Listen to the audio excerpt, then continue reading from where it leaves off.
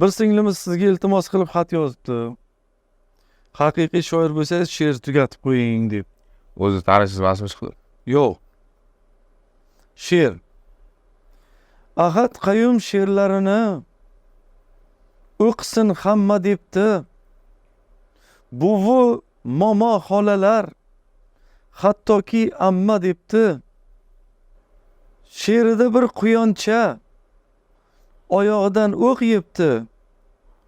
Ahad shoirman desa aytib qo'ying debdi-da 3 ta nuqta yebdi debdi. Shuni Aka, to'ldirib yozib o'n bergan. xatdan yozamiz aka. Bo'lmaydi, men bunaqa deb o'ylamadim, ko'rsatib o'zim ketdim. Agar shu she'rni oxirini kimda kim bilsa, o'sha 3 ta nuqtani o'rniga yaxshi bir so'zni qo'yib kommentariy qoldiringlar. Bu nima ketadi hammasi? Prichoska qilib kelganman bu uchun.